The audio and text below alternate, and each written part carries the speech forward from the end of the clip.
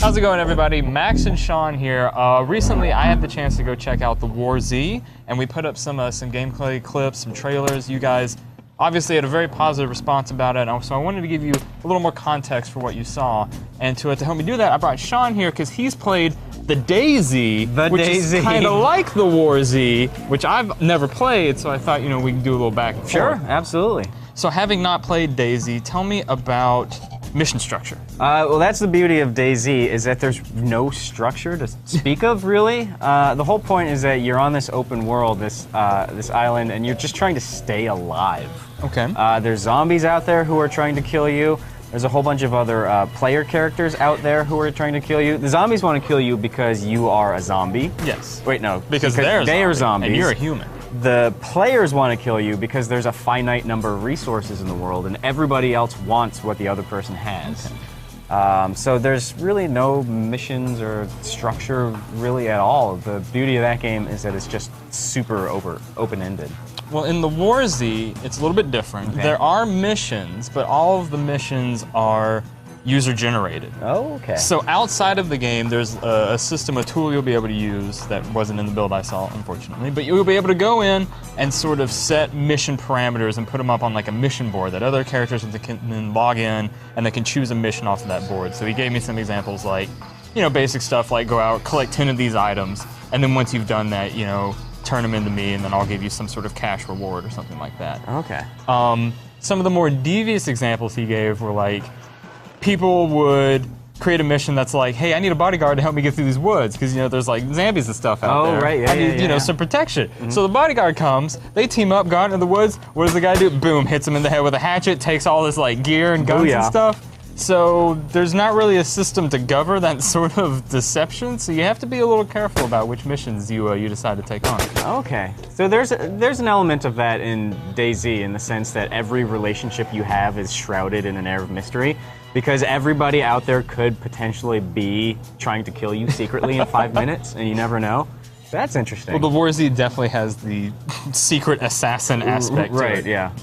Moving on from that, in DayZ, are there any sort of like instance areas or safe houses or safety of any kind? I mean, the most safe you are in that game is when you first spawn and you have nothing of value whatsoever, because that means that people...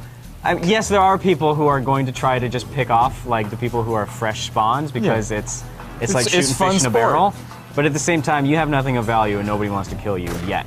Okay. But there are no real safe houses. There are houses, but you never know when a zombie's going to come running inside. Okay. In DayZ, you can actually purchase these like instanced strongholds for your character. Okay. And the way that the producer described it to me is basically you'll get to load into your own little instance area, and it starts out as like a big forest with like a tiny house in the middle. All right. And then as you progress, you can sort of like add on to it or build it up or change it in different ways. And some of the examples he gave of player-created like instant strongholds were pretty interesting. One guy apparently created this giant like gladiator pit, and he would trap zombies in the pit, and then people could like walk up, and he had like a little storefront in the actual game, and they could pay money to go fight in the gladiator. Or no, it was free.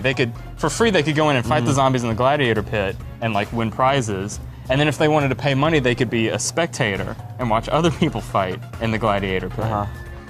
Other people were doing like their own sort of fight club type situations too, where they would invite people in, have them fight, and do different contests and get prizes that way. So how do you build these structures? Is there like a Minecraft element where you're picking up blocks and like hauling them over and carving your own out? That's a very good question.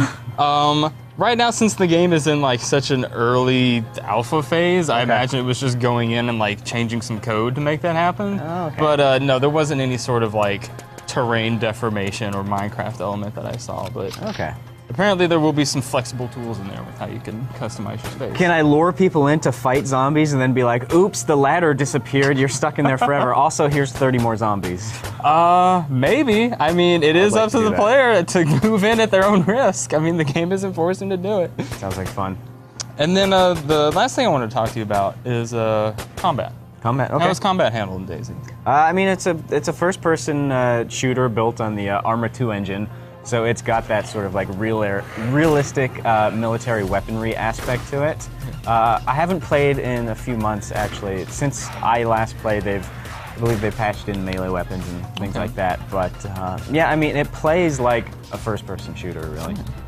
The DayZ, it sounds like it's pretty similar. You do have ranged weapons. Most of the demo that I played, he like gave me a gun straight away, but apparently guns are kind of rare, but ammo is super scarce.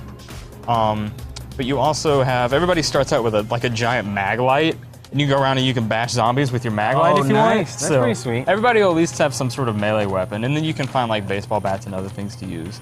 But otherwise, yeah, combat is pretty straightforward. You know, not like the tightest, sharpest shooter controls, because it's like in an MMO space. Yeah, so pretty like lax.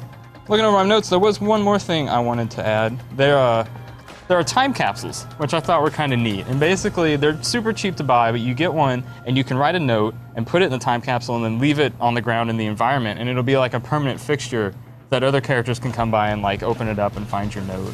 Oh, and so that's almost like a Dark Souls kind of thing, where you're writing notes to other players. Yeah, totally a Dark Souls thing. And then the way the producer described it, he was hoping like people would leave like little crumb trails, maybe like role play a survivor and like, here's my story from point A to, you know, to point X way out here, and each step along the way you learn a little bit about my backstory or whatever. And then at the end, you're lured into a zombie pit. I know, and then at the end you go into a zombie pit and he's like, surprise!